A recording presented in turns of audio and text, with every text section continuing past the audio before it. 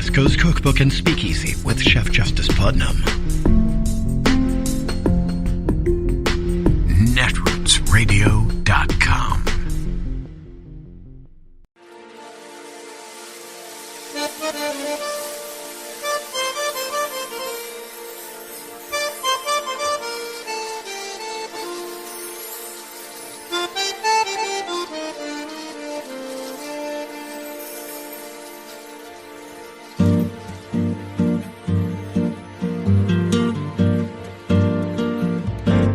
Je voudrais du soleil vert, des dentelles et des théâtres, des photos de bord de mer, dans mon jardin d'hiver. Je voudrais de la lumière, comme en Nouvelle-Angleterre. Je veux changer d'atmosphère, dans mon jardin d'hiver. Ma fleur sous la pluie de novembre, tes mains qui courent, je n'en peux plus de t'attendre. Les années passent, il est long, là je tombe. Nul ne peut nous entendre. Je voudrais du Fred Astaire, revoir un latte. Former Vice President and liberal icon Walter Mondale has died at the age of 93. He served as senator from Minnesota, President Jimmy Carter's vice president, and ran as the Democratic candidate for president in 1984. NBC's Kevin Tibbles has a look back at his life and legacy. Walter Mondale changed the face of American politics, shattering the glass ceiling by picking Geraldine Ferraro as his running mate in 1984. I picked someone who I thought would make a superb vice president, or if necessary, a president. When Mondale, nicknamed Fritz, ran for president, he'd been in Democratic politics for nearly 3 decades, including 12 years in the Senate and 4 as Jimmy Carter's vice president. In the primaries, Mondale battled Colorado Senator Gary Hart, who ran on New Ideas. In a debate, Mondale fought back with a fast food chain's ad slogan. When I hear your new ideas, I'm reminded of that ad. Where's the beef? Yeah. The fall campaign against President Ronald Reagan was an uphill fight, challenging a popular incumbent at a time of peace and prosperity. Mr. Reagan will raise taxes. And so will I. He won't tell you. I just did. It was intended as candor, but was seen as a blunder.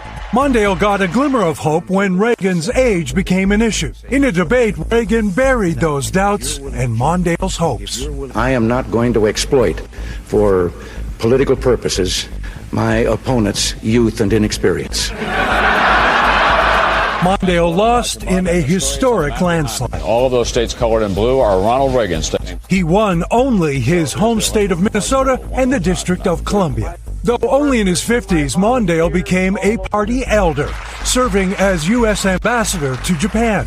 But in 2002, Mondale replaced Minnesota Democratic Senator Paul Wellstone on the ballot after Wellstone was killed in a plane crash just 11 days before Election Day. He narrowly lost his last hurrah.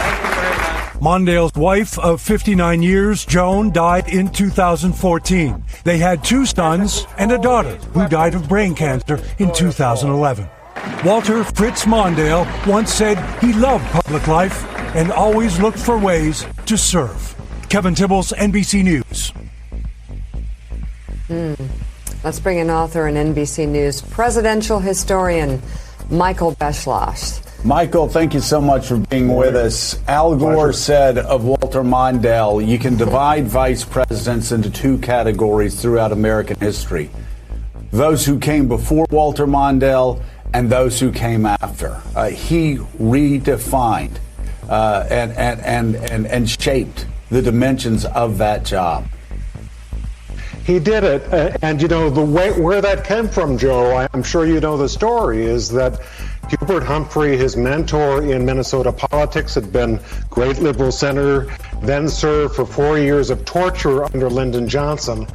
Johnson used to say, I want a vice president who's so loyal, I'll clean this up for our elegant audience, who's so loyal that he'll kiss my rear end in Macy's window. And he made Humphrey do that almost every hour of those 4 years. So Humphrey went to Mondale and said, you should be vice president with Carter if he asks you, but don't do what I did, you know, basically abase myself to the president. Make a deal with Carter that if you're vice president, you're going to be given serious responsibilities. You'll have an office in the West Wing. Your staff will report both to the president and the vice president. And the result was that, as Jimmy Carter will say to this day, Mondale was, he thinks, not only the best vice president in American history, but probably the most powerful.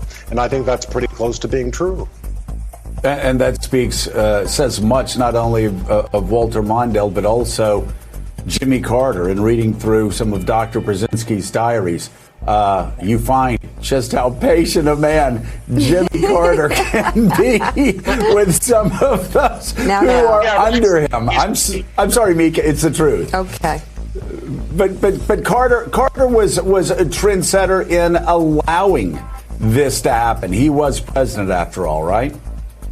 No, that's exactly right. And he made this deal with Carter, and Carter actually was impressed when Mondale came down to Plains, summer of 1976, that, you know, Mondale, who he had thought of as this nice guy, was wondering how strong he was.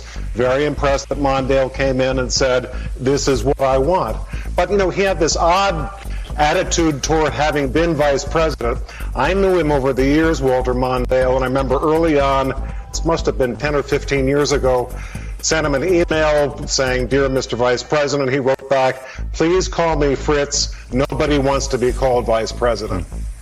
Michael, you watch these clips that we've been playing this morning of Walter Mondale and with Ronald Reagan in particular, and it's just such a snapshot of how different things were. If you watch that clip that we just showed in the Kevin Tibble's piece from the debate, where Mondale gives a genuine hearty laugh at Ronald Reagan's line about not exposing his youth and inexperience. If you look at the clip we played at the top of the show, where Mondale in 1981 is presiding over the Senate and reading through the electoral votes, announcing his own landslide loss, where they lost, he and Jimmy Carter, 44 states in 1980, and he's kind of smiling and turns to Tip O'Neill and said it was a landslide, and then gets a standing ovation in the Senate from both sides of the aisle.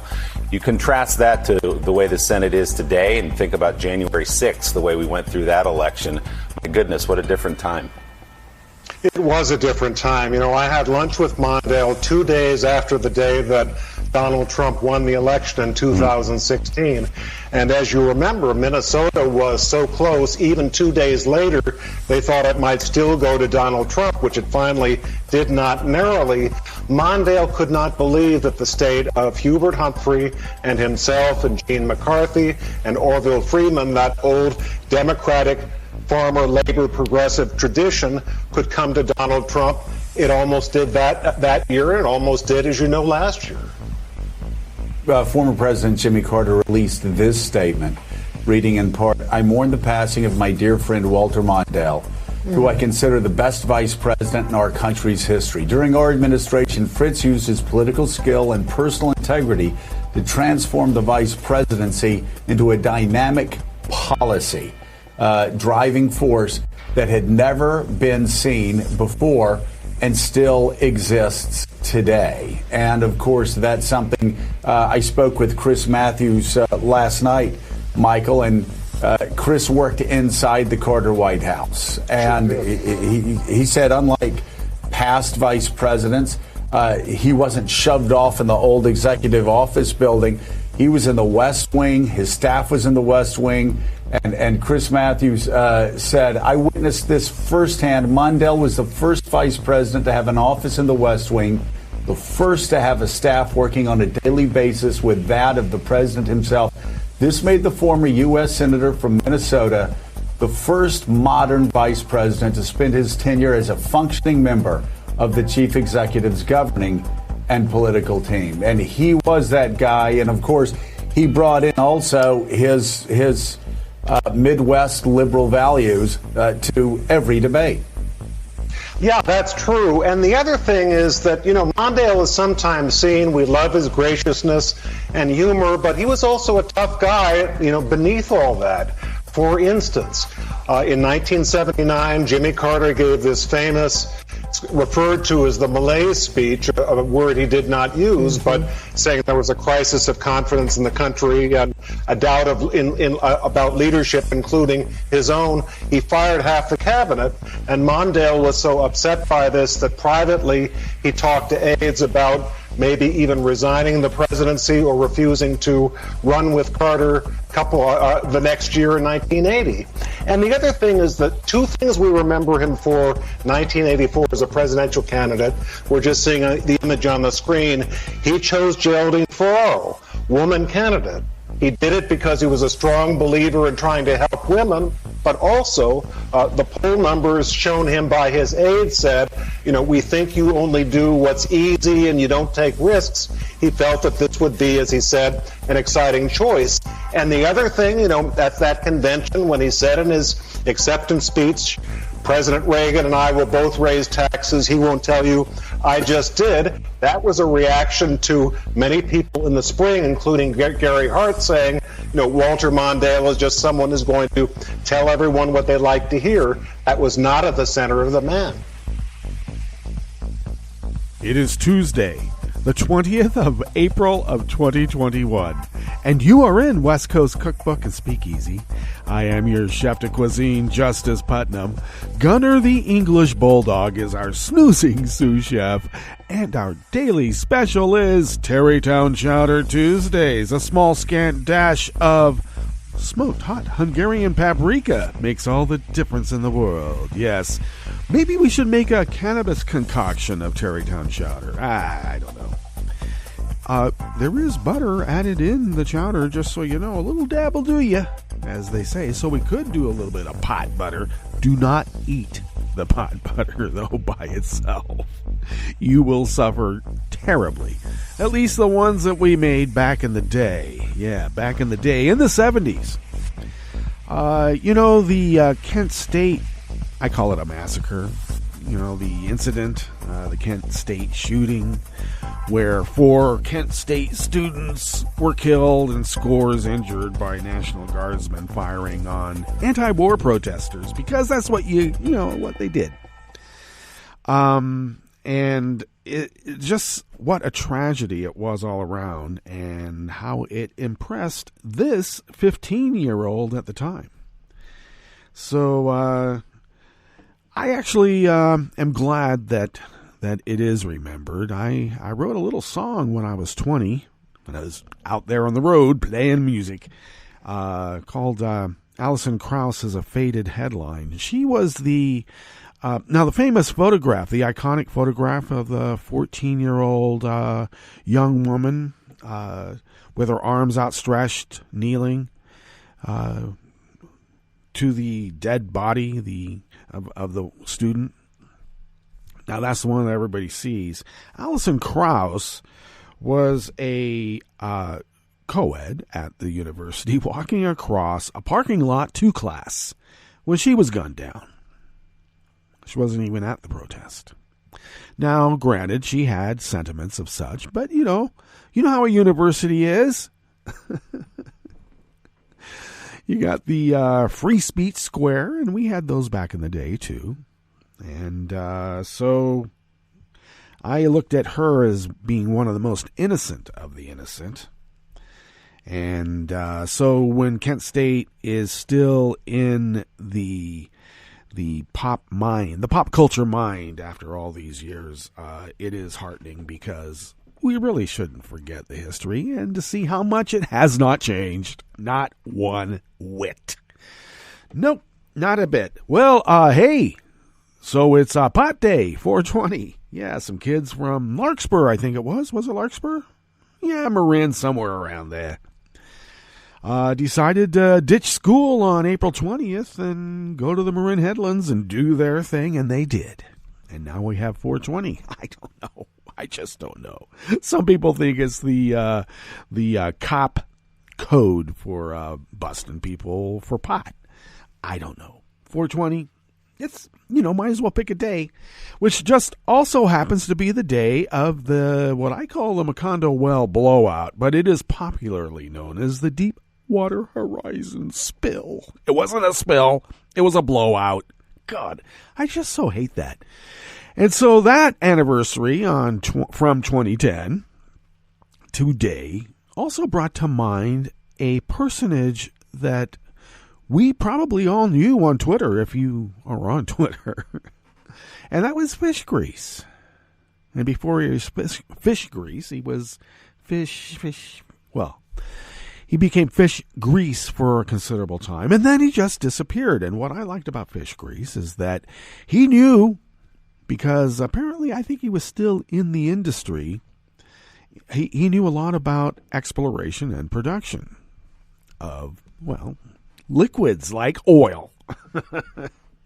So he was able to speak to a lot of people, and he did. But I like to think that he and I had somewhat of an affinity, since I spent a considerable time as a supervisor in a small refinery in Yorba Linda, California. Yeah, they got it there. They call it horse country, because there's a lot of people who own horses there. You got to have some property to own horses. And everywhere is because, the hills are called the Carbon Hills. Right on the other side is Carbon Canyon. Why do they call it Carbon Canyon? You can guess why. Fossil fuels. So, I worked in that industry for a while, and I justified it by, I'm not going to blow up the neighborhood on my watch, or anyone else's either. And I made sure. Yeah, they made me safety officer after a while, too. Many things as in my ascendancy into that industry, which I decided I was going to get out of. And then I became, I don't know. I decided to run a lawn service. And I did. It was fairly profitable. But, a little bit different. I had to cleanse the soul, as well as, all the oil right out of my hair. Okay, so Walter Mondale at the top here as we go ahead and get into our show today. But the passing of Walter Mondale also brings some sadness because, I like Jimmy Carter. There's so many people say, oh, he was such a terrible president. No, he wasn't. He was sabotaged like all the rest of our Democratic presidents have been. And, I will say, since maybe Truman. Did they sabotage Truman? No, he kind of got in by default, and he was a knowledgeable Pole, shall we say. So I don't think that he could have been sabotaged, because he would have been sabotaging you first. But, certainly up to Kennedy, all of our Democratic presidents have basically been sabotaged. Every single one from Kennedy on. So this dissing on Jimmy Carter and Mondale, it's abhorrent. Because, I took exception to Jimmy Carter's fundamental evangelicism. Yeah, but he was a good guy. He was a good guy. He still is. And Walter Mondale, being really that kind of old-time politician in the Democratic political scheme of things, was a hell of a nice guy. Fritz. So, they say he made some blunders, but only in American politics when you have pretty much Nazis running the show. And I guess we might as well call them Nazis because they've been on a tear since before Reagan. Since Reagan? Certainly since Nixon. Maybe even before. When I say Nixon, maybe from when he was running against John Kennedy. We've had this concerted effort to denigrate and dismiss everything that a Democratic politician has done, and Walter Mondale obviously is no exception. So only in American politics would someone who is frank and forthcoming like a Walter Mondale, would his utterances be considered blunders? Oh, he told the truth. Okay. I guess if you live your life on a pile of lies, the truth is going to be rather shocking and, so untoward. All right, what's on the rest of the menu here in the Bistro Cafe, part of West Coast Cookbook and Speakeasy?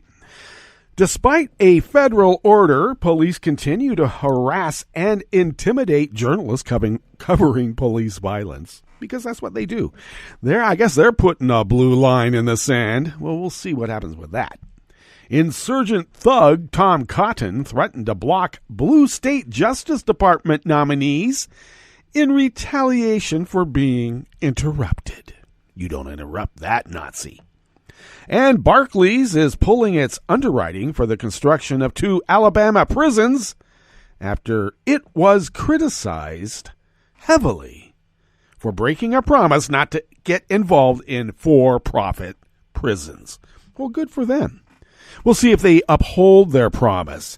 How many of those who promised they were going to stop contributing to insurgent GOP politicians, and now they are? Well, we'll see. We'll give them 2 weeks. That's been about the timeline to get back into the game. After the break, we move to the chef's table, where former UN Secretary General Ban Ki-moon urged the world body for strong action on Myanmar. And Human Rights Watch appealed to the UN to probe China for crimes against humanity. All that and more on West Coast Cookbook and Speakeasy. Bon appetit.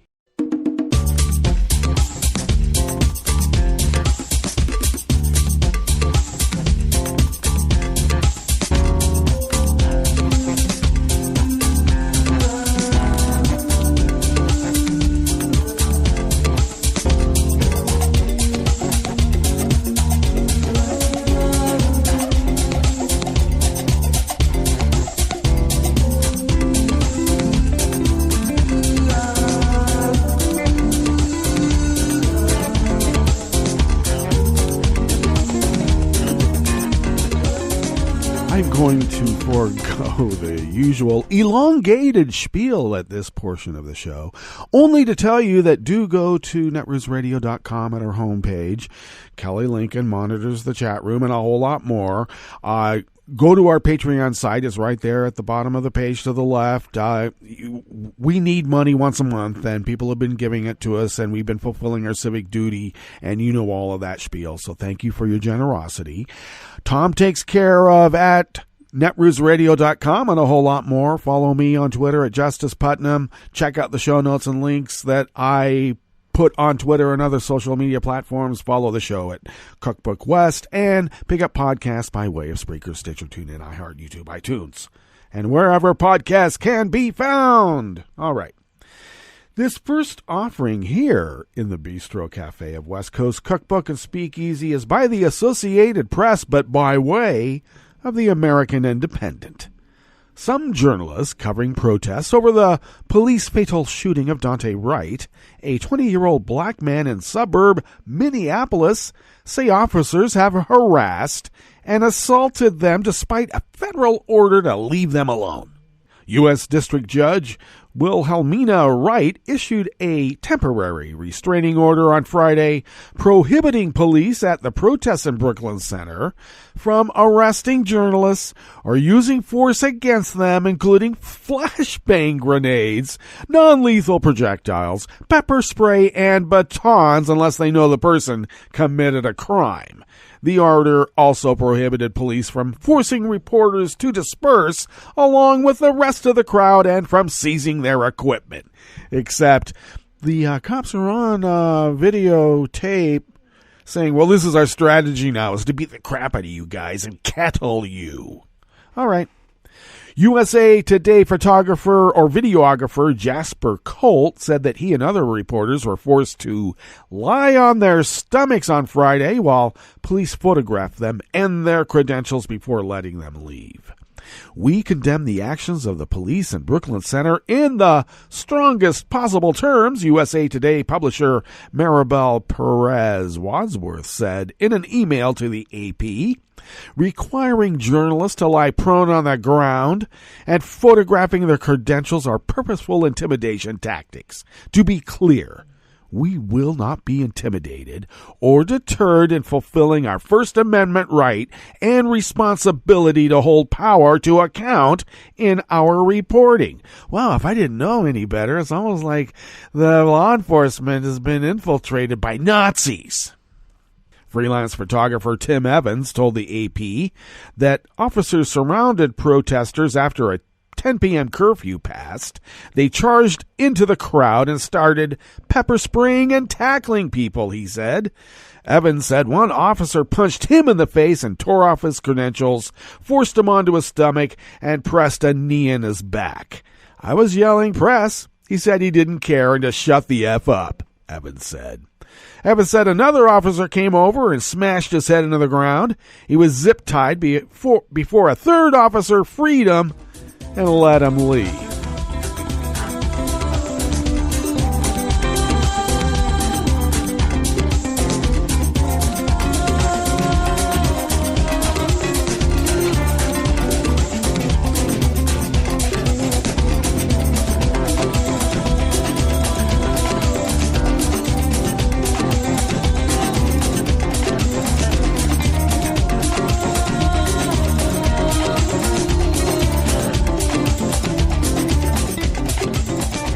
Josh Israel of the American Independent brings us this next offering here in the Bistro Cafe part of West Coast Cookbook and Speakeasy. Now, when I call Tom Cotton an insurgent thug, I'm not mentioning that lightly. No, I'm mentioning it with a full force of my disdain. And it should be all of our disdain as well. Well, he's promising to obstruct the top prosecutors for 10 blue states as a way to punish their Democratic senators.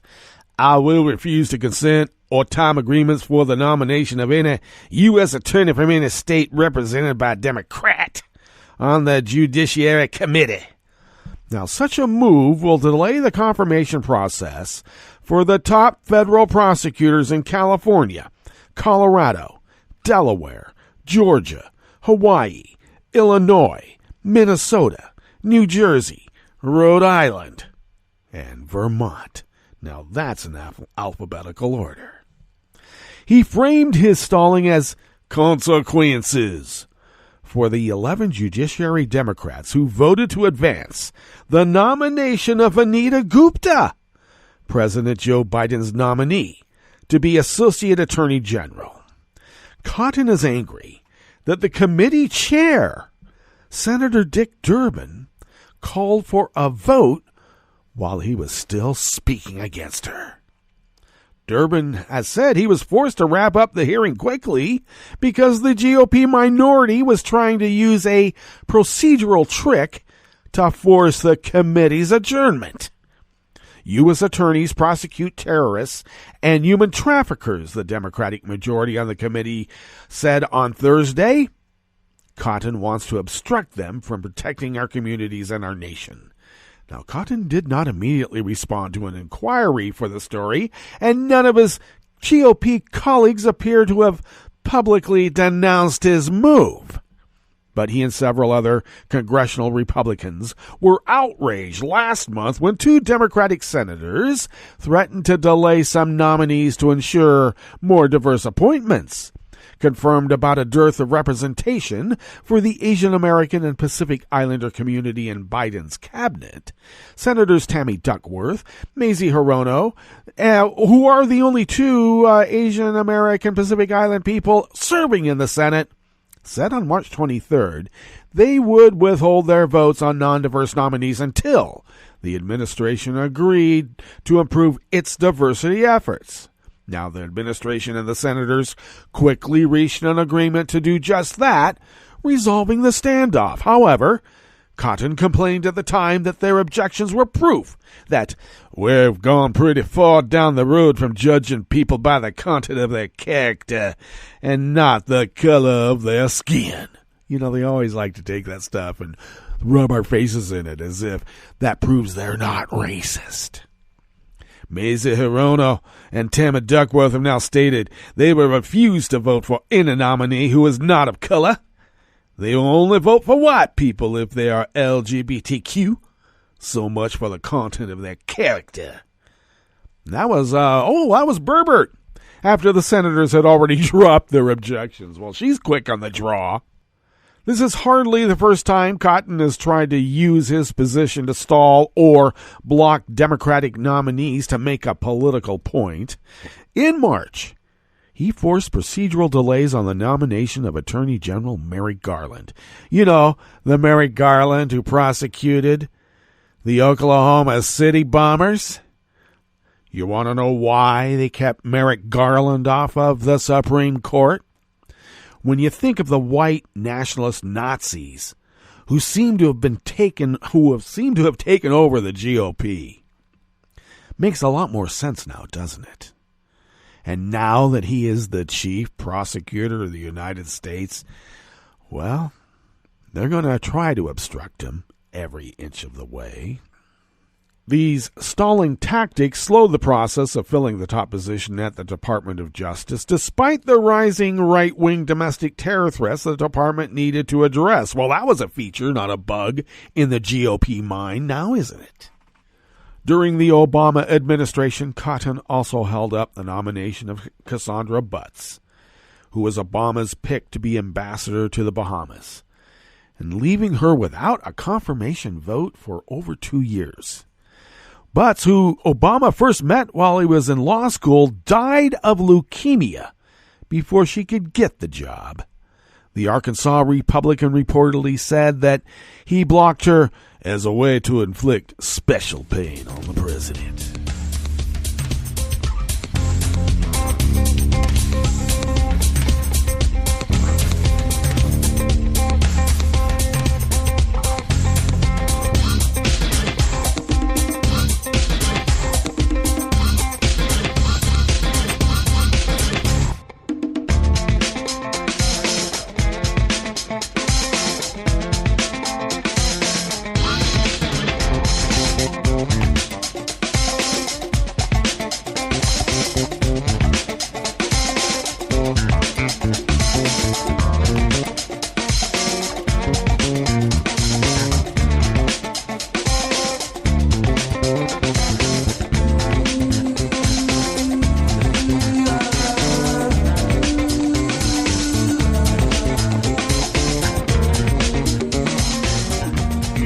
Never going to get on mainstream media, nor probably in 99.999999% of all the news podcasts in the whole wide world. You're never going to get the kind of pandering, patronizing regional accents of the United States as you'll get here at West Coast Cookbook and Speakeasy. So remember that.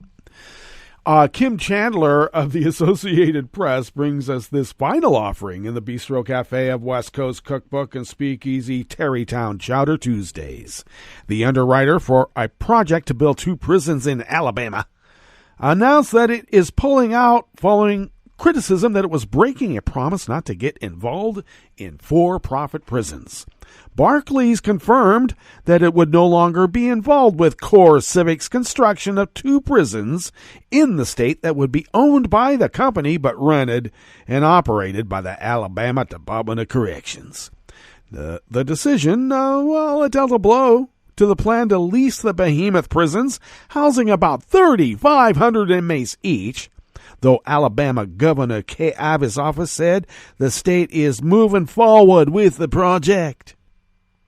We have advised our client that we are no longer participating in the transaction intended to provide financing for correctional facilities in the state of Alabama, Barclays wrote in a statement to the Associated Press. While our objective was to enable the state to improve its facilities, we recognize that this is a complex and important issue. In light of the feedback that we have heard, we will continue to review our policies. That's another way of saying we're going to stall until it gets out of the news, and then we're going to give him the money because we might make a bunch of money. Ivey agreed in February to lease 2 mammoth prisons as a partial solution for the state's troubled correction system. The decision came over the objection of some legislators and advocates who warned that her $3 billion plan won't resolve chronic violence and severe understaffing woes. The governor said yesterday, Monday, that she is disappointed that Barclays is no longer participating, but said the state will continue to press forward. The state is fully committed to this project and has put in place new options to advance this vital transaction in a timely and efficient manner, Ivey said. Her office did not immediately elaborate on what those options are. Ivey said new prisons are the cornerstone to improving the state's troubled correction systems, not education, of course. The U.S. Department of Justice sued Alabama in December over prison conditions, saying the state is failing to protect male prisoners from inmate-on-inmate violence and excessive force at the hands of prison staff. A group of advocacy organizations said paying such huge sums to CoreCivic won't solve underlying problems of understaffing, violence, mismanagement, and overcrowding. They're calling instead for solutions such as sentencing reform to ease crowding behind the bars. And some lawmakers also raised concerns about the cost of the project. Well, that always activates the GOP mind now, doesn't it? All right, let's get to our break, and when we get back from that break, we will go through weather from around the world, and we will finish up with the stories that we've curated for you today. You are listening to West Coast Cookbook and Speakeasy, and we will be right back. You are listening to netrootsradio.com. Please hang up and try again.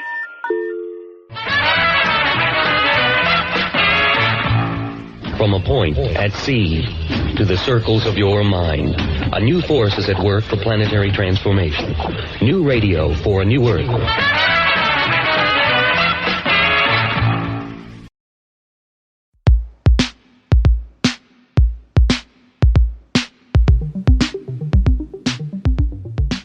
A fast-growing front in the battle against climate change is focused on developing green technologies aimed at reducing humankind's carbon footprint. But many scientists say simply reducing emissions is no longer enough. We have to find new ways to suck carbon out of the atmosphere. A Maine startup is looking to raise a sinkable carbon-capturing forest in the open ocean. I'm Teresa Carey, and this is Scientific American's 60-Second Science. In a few weeks, these tanks will be full of little baby oysters the size of a piece of quinoa. But right now, they're still in the larval stage. Adam Bass strolls through a warehouse on the coast of Harpswell, Maine. Surrounding him are trays of oysters, with water circulating between them in small tubes. In another room stands rows of 8-foot-tall tanks of algae, growing at different stages. The algae will be food for the oysters. If you've never seen a shellfish hatchery, this one looks pretty typical. But it's not. This year, they're planning to harvest something new: atmospheric carbon.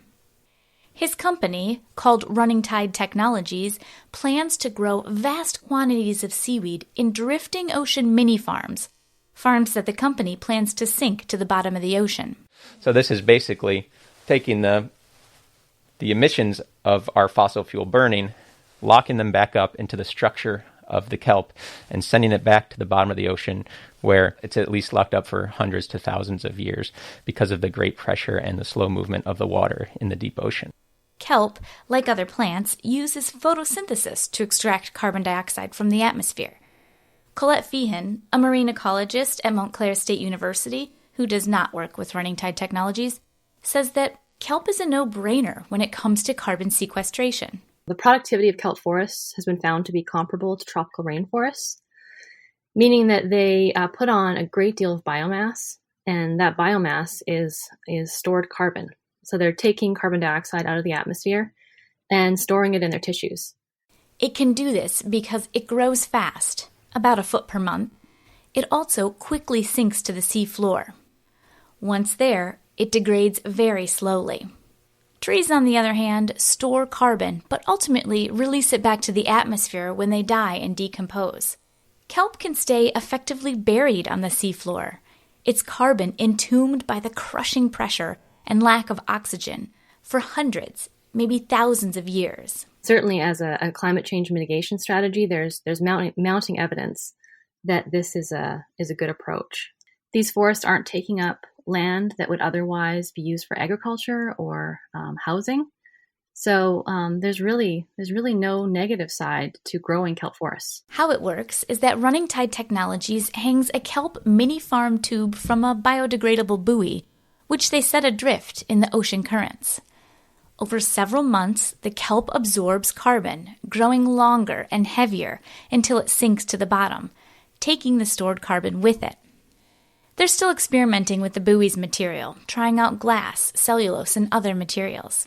Bask is Running Tide Technologies' head of business development. He says that the project is still in its early stages, with about 1,600 buoys. This year, they're focused on assessing the project's impact, looking for problems like whale entanglement, and evaluating the feasibility with sensors and trackers. In the future, they're aiming for millions of microfarms, sponging up billions of tons of carbon, which they plan to sell in the carbon offset market. Some of the biggest companies in the world already have net zero commitments, are hungry for permanent, verifiable carbon offsets. And that doesn't mean they have net zero emissions. It means they're offsetting their emissions while they're also reducing their emissions. Shopify, an e-commerce company for online stores, will be one of the first companies to buy carbon offsets from Running Tide Technologies. This can be one of the many solutions we need to employ to have a chance in this fight. We need to mobilize the troops for this war. And if we don't build the infrastructure and the knowledge base to give us a fighting chance, then we might as well give up now. Running Tide Technologies is drawing from the strong fishing tradition on the Maine coast and casting a net for carbon. I think very few people on the planet have an appreciation for the scale of our oceans. And 70% of our planet it's just such an incomprehensible number, I think, for a lot of people, and the opportunity to kind of put that surface area to work in helping us solve like the biggest challenge facing humanity. I mean, I can't think of a more inspiring or motivating mission. Thanks for listening. For Scientific American's 60-Second Science, I'm Teresa Carey. This program is presented by the Centers for Disease Control and Prevention. Colorectal cancer is the number 2 cancer killer of men and women in the United States, but it is preventable. Early on, colorectal cancer typically has no symptoms.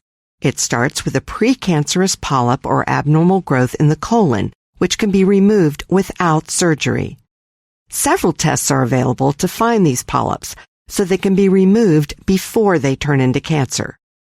Screening also finds colorectal cancer early when treatment works best. Recommended screening for adults at average risk begins at age 50 and continues until age 75. Learn about screening test options and find out which tests are covered by insurance.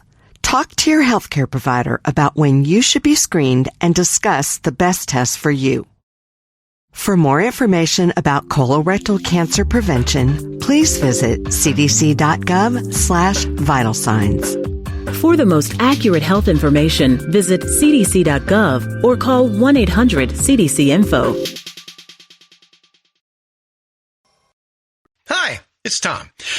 Could we humbly suggest your donation to netrootsradio.com? All we've got to run this 24-hour powerhouse of progressive resistance radio is what comes out of our own wallets. And you are our biggest donor. And it doesn't take much, $3, $5. Just go to the bottom of our netrootsradio.com page and hit our secure donate button. Heck, you can even make a recurring contribution. So donate what you'd like at the bottom of our netrootsradio.com's homepage. Because you are our biggest donor. netrootsradio.com. Together, we are Resistance Radio.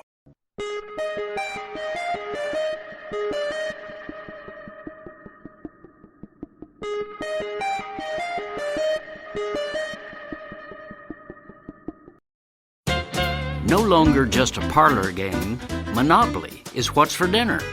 Practically every commodity and every step in producing our family's most essential consumer purchase is in the tight grip of 4 or fewer global conglomerates. 4 chemical giants control more than 2/3 of the world market for commercial seeds. Tyson Foods and 3 other meat packers control 60% of the U.S. poultry market, while just 3 global packers control 85% of U.S. beef market and 71% of the pork market. 4 multinational grain trading powers control 90% of all grain marketed in the world. 2 conglomerates control nearly half of the U.S. market for tractors and other farm machinery. The biggest buyers of farmland are multi-billion-dollar Wall Street speculators, jacking up per-acre prices beyond what family farmers, especially young people trying to get into farming, can pay. Indeed, the largest owner of U.S. agriculture land is super-rich tech mogul Bill Gates, who holds land in a dozen states that would amount to nearly a 400-square-mile farm, bigger than 4 Seattles, the sprawling metropolis where he lives. President Joe Biden has been a lifelong policy minimalist, but when running for president, he at least recognized the need to combat corporate power, promising, quote, to make sure farmers and producers have access to fair markets. Rhetoric aside, though, there is at this point no sense that he and his inside team grasp the structural enormity of what's at stake, nor have they come up with proposals to do the heavy lifting necessary to free America from the monopoly yoke. This is Jim Hightower saying, nonetheless, farm, labor, consumer, environmental, and other progressive advocates should move a broad, aggressive, anti-monopoly initiative to the top tier of our change agenda, because it can produce big, positive results for nearly every grassroots constituency. The Hightower Radio Lowdown is brought to you by our new Lowdown Happy Hour, now live streaming on Facebook from the Chat and Chew Cafe. With kick-ass political spark plugs like Beto O'Rourke, musical champions like Marcia Ball, and grassroots change makers like the New Georgia Project and People's Action, the Lowdown Happy Hour is reaching out to you to help put the move in movement. So grab a libation and join the fun. Details at hightowerlowdown.org. Welcome to 60 Second Civics, the daily podcast of the Center for Civic Education. I'm Mark Gage. In 1798, the U.S. Congress took a page out of colonial history and passed the controversial Sedition Act that outlawed publication of false, scandalous, and malicious statements against the government or Congress. The Alien Acts, which passed in the same year, gave President John Adams, a Federalist, the power to force foreigners to leave the country if he considered them dangerous. These laws outraged Republicans, especially after Federalist judges fined and jailed several Republican newspaper editors and a member of Congress under the Sedition Act. The Alien and Sedition Acts helped mobilize Republicans for the presidential election of 1800. The Sedition Act expired in 1801, and the new president, Thomas Jefferson, pardoned those prosecuted. As a result of the American experience with the Sedition Act, a broader legal definition of freedom of the press prevailed. That's all for today's podcast. 60 Second Civics, where civic education only takes a minute.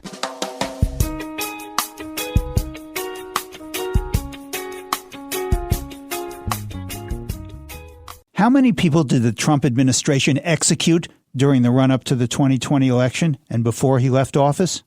My name is Ramsey Clark, and this is the Civil Liberties Minute with ACLU attorney Bill Newman.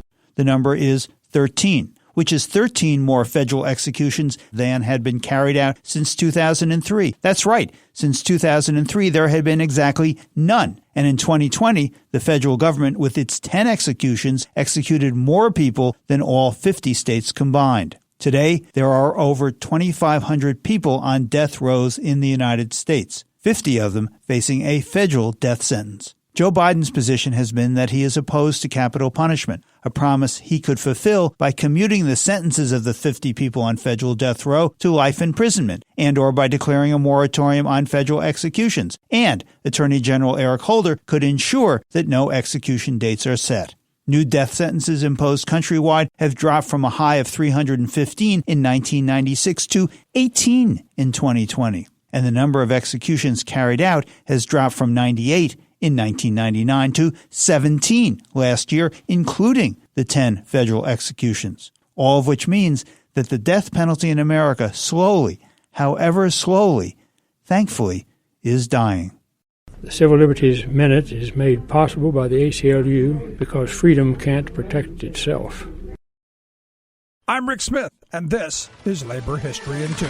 On this day in labor history, the year was 2010. That was the day the Deepwater Horizon oil rig exploded in the Gulf of Mexico, killing 11 workers and injuring 17 more. The rig experienced an initial blowout, releasing an uncontrollable flow of oil and gas from the well. Hydrocarbons then ignited, causing the explosion and fire. It caused a massive offshore oil spill of over 4 billion barrels and is considered the largest environmental disaster in U.S. history. British Petroleum was the main operator responsible for the well's design. The drilling contractor, Transocean, owned and operated the rig. A handful of smaller companies were also involved. While company and governmental officials initially argued the explosion was unforeseeable and then subsequently blamed each other, there were warning signs in the months leading up to the deadly explosion. Multiple equipment failures, design deficiencies, poor preventative maintenance, bad engineering decisions, and a chase for profits that emphasized low worker injuries at the expense of process safety all combined to create the disaster. As well, regulations and standards enforcement were weak in an almost totally deregulated industry. One phrase used by investigators to characterize the explosion was the normalization of deviance. From workers to managers to executives, none saw the explosion coming. There were dozens of contributing factors, as the Chemical Safety Board investigation noted. They listed 57 key technical, human, and regulatory factors in their 2016 final report. However, engineers had raised concerns about the potential failure of key equipment. Workers were sensitive to the fact that they could be fired for raising safety concerns that delayed drilling. BP was ultimately found responsible and racked up over $70 billion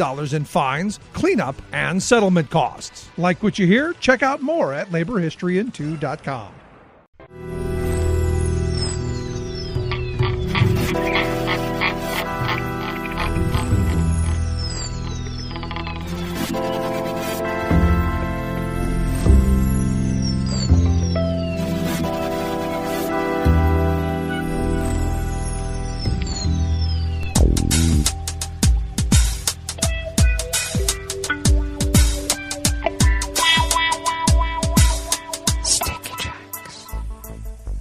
Thank you for accompanying us here to the chef's table at West Coast Cookbook and Speakeasy. We always begin, whether from around the world, along the banks of the Rogue River in the Rogue River Valley of Southern Oregon on the west coast of the continental United States of America, where it is currently 48 degrees Fahrenheit, expecting only a high of about 72 degrees Fahrenheit.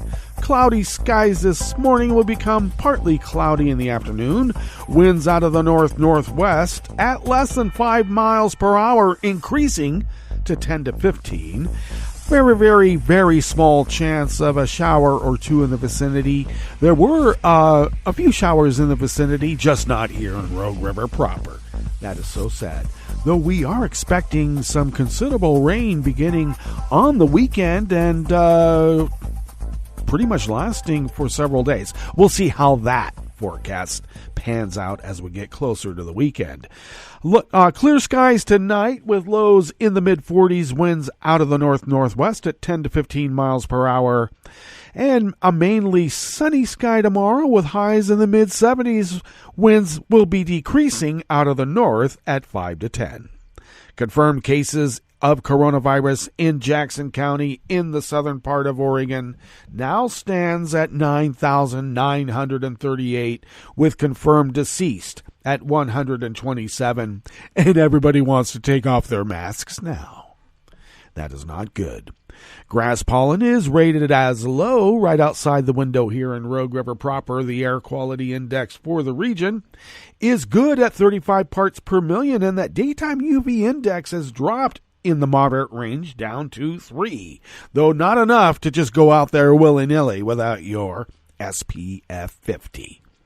Barometric pressure is holding steady at 30.13 inches. Visibility is up to 10 miles, and relative humidity is at 85%. Weather from around the world is brought to you by a crowd of crowdsourced weather stations that are crowdsources from around the world. Yeah, it's the Democratic Underground. That's how they do it. London is 61 and fair. Paris is 66 and sunny. Paris is 60 and fair. Kyiv is 52 degrees and partly cloudy. Kabul is 57 and partly cloudy. Hong Kong is 70 degrees and clear. Tokyo is 60 and clear. Sydney, Australia is 64 degrees and clear. San Francisco, California is 49 degrees and mostly cloudy. And New York, New York is 65 degrees Fahrenheit and fair. And that is weather from around the world, brought to you by a crowd of crowdsourced weather stations that are crowdsources from around the world.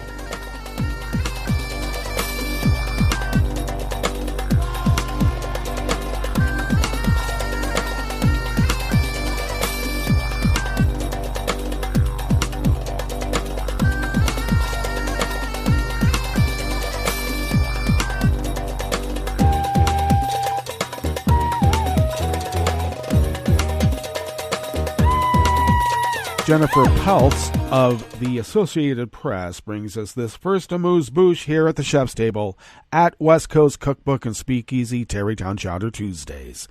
Former UN Secretary General Ban Ki-moon urged the world body in Southeast Asian countries to take swift and strong action to stop the deadly crackdown that has followed the military coup in Myanmar, saying he had tried unsuccessfully to make a diplomatic visit himself.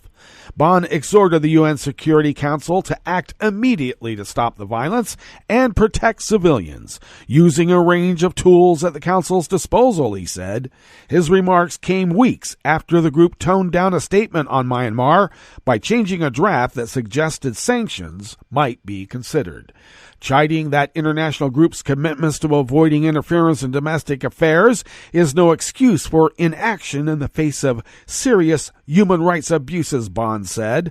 And he also pressed current Secretary General Antonio Guterres to get directly involved.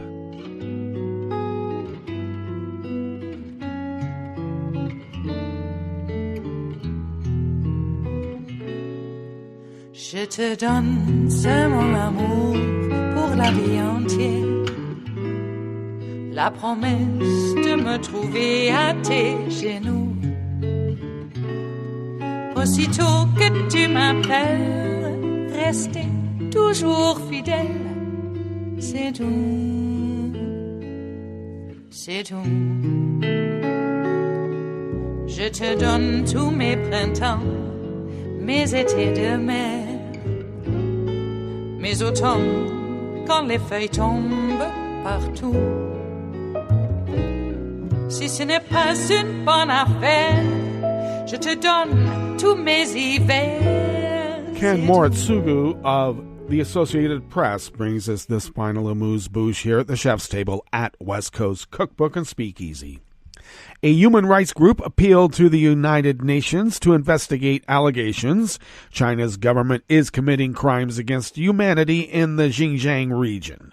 Human Rights Watch cited reports of the mass detention of Muslims, a crackdown on religious practices, and other measures against minorities in the northwestern region. It said they amount to crimes against humanity as defined by the treaty that established the International Criminal Court. China is not a member of the court and could use its veto power as a permanent UN Security Council member to block action against Chinese officials, Human Rights Watch said in a report. However, the New York-based group said the UN Human Rights Commission should create a body to investigate the charges, identify those responsible, and provide a roadmap to hold them accountable. More than 1 million people have been confined to camps in Xinjiang, and authorities there are accused of imposing forced labor and birth controls. The Chinese government rejects complaints of abuses and says the camps are for job training to support economic development and combat Islamic radicalism. The government is pressing foreign clothing and shoe brands to reverse decisions to stop using cotton from Xinjiang due to reports of forced labor there. Then U.S. Secretary of State Mike Pompeo declared in the final days of the Trump administration that China was committing genocide in Xinjiang. His successor under Joe Biden, Anthony Blinken, has retained that designation. Well, that brings us to the end of our broadcast period for the day, but you do know Netroots Radio broadcasts on, and we're going to meet up tomorrow for Smothered Benedict Wednesdays. So do stay tuned to Netroots Radio all day and all night for all the breaking news as it breaks, and we'll meet up here tomorrow, right here in West Coast Cookbook and Speakeasy. Bon appetit.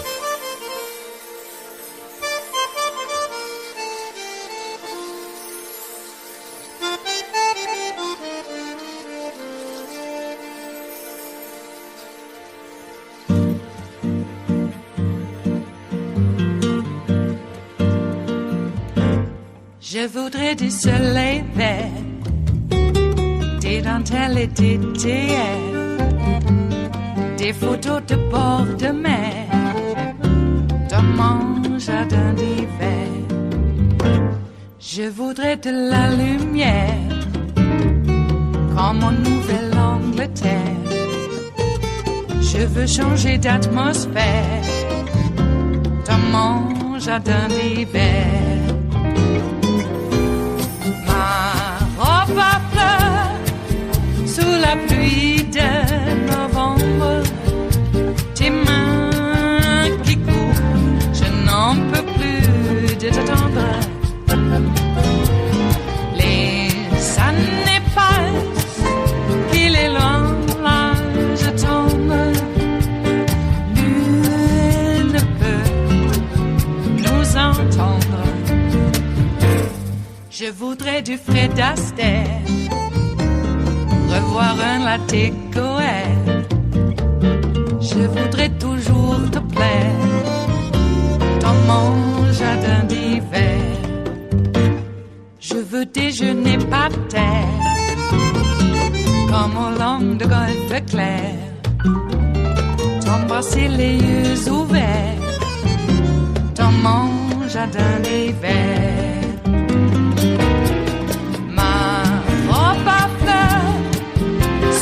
Pluie de novembre, tes mains qui courent, je n'en peux plus de t'attendre. Les années passent, il est loin, là je tombe. Nul ne peut nous entendre. Ba-da-da-dum-di-da-dum. Ba-da-da-dum-di-da-dum. Ba-da-da-dum-di-da-dum. Dans mon jardin d'hiver. Ba-da-da-dum-di-da-dum. Ba-da-da-dum-di-da-dum. Ba-da-da-dum-di-da-dum. Dans mon jardin d'hiver. Dans mon jardin d'hiver. Dans mon jardin d'hiver.